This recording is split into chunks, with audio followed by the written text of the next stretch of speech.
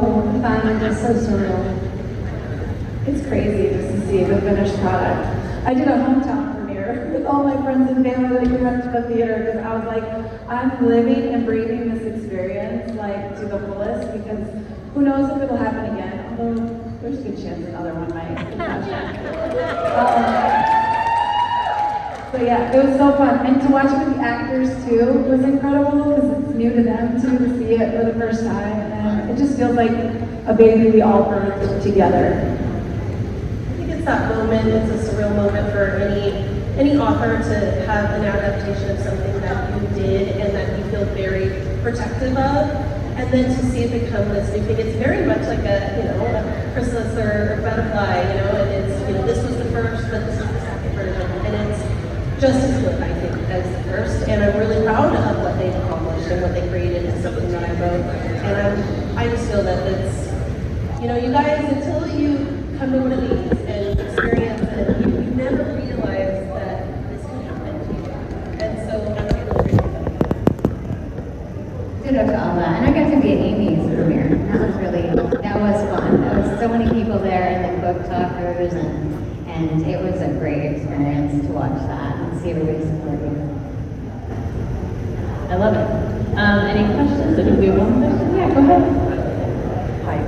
I'm curious about, you've talked so much about how hard you work right now. I can't imagine writing a whole book and then being a part of the movie process. I mean, it's got to be overwhelming. So how do you handle the family part of this? Like being away from them, and I'm sure you have to go different places other than this is like support your trade. So how do you handle your family balance that?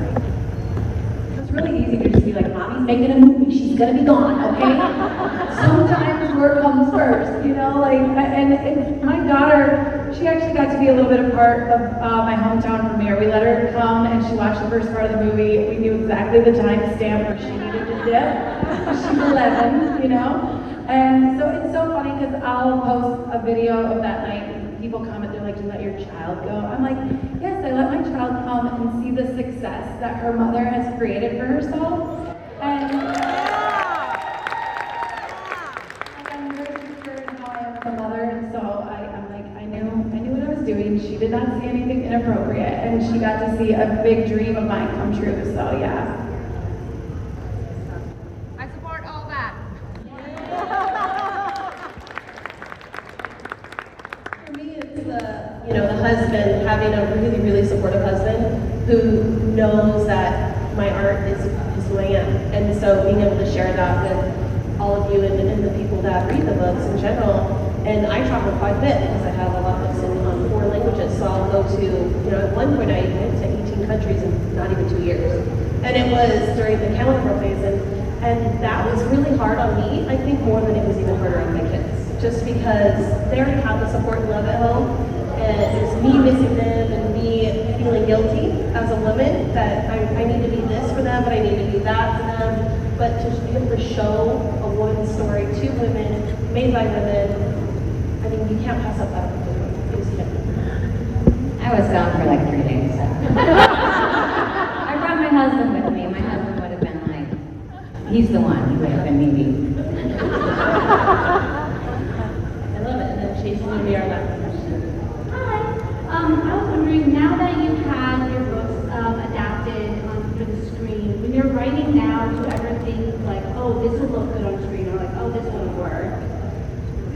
I do think about differently, especially I think because I have this lack of visual problem, but I have started thinking about the settings a little bit more, to think just like, oh, this should probably be richer or more full because other people are picturing it like a movie in their head when you get to here. So that's changed for me. I started writing a series, The Marriage Auction, and it's episodic, and that was my goal. Thank you. That was my goal, is to make it something that could be adapted. It's like a filthy soap opera, so it could go on for 100 years and it'll never end if I don't want it to. And that was exciting to me, is to just be able to hang out with people I loved a lot and knowing that, hey, it could be something, if people weren't as risky as Tosca and willing to do, erotic, romantic, HBO specials. And then it's funny because Passion asked me, right, first question that Toss asked me when we were ready to do the movie is, okay, so how much nudity do we like? And I was like, wait, what? What do you mean? What do you mean? And she's like, well, you know, do you like to show this? And I'm like, wow, I don't know. I know. I want what's best. And she's like, okay, so we can have this and that. And it was like, I was a pink red.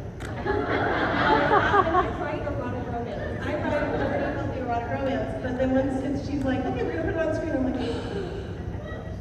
So then we kind of the rom-com approach. And that's how adaptable PassionCon is, because my book is probably objectively one of the hotter ones, actually. But it's actually the more rom-com-y one. It's more sweet. I think it might even be sweeter than yours.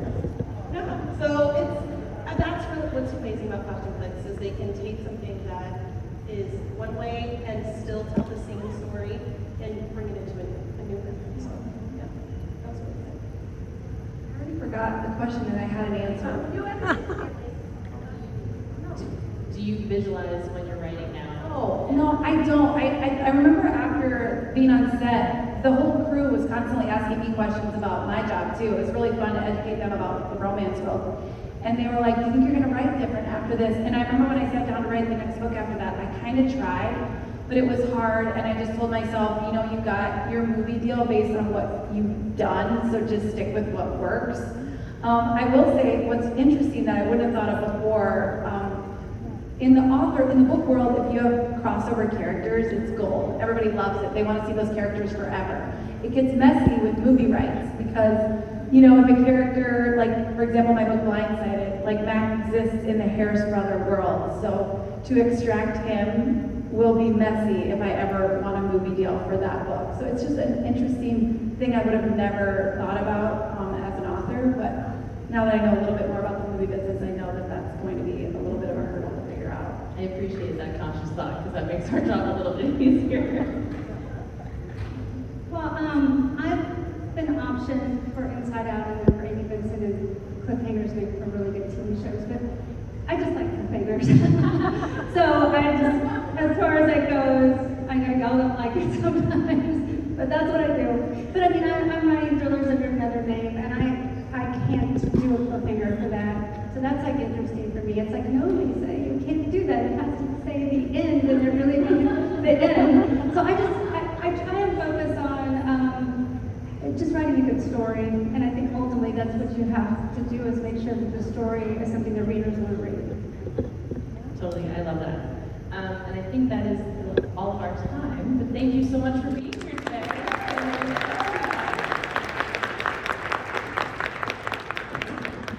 And we'll just take a quick picture chance up here towards the front.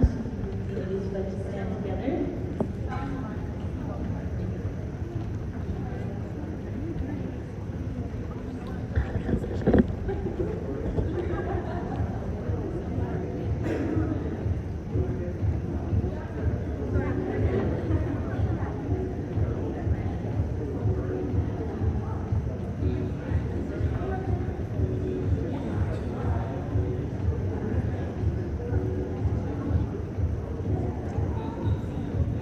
Thank you, ladies. If you step off this way, they'll be signing some things.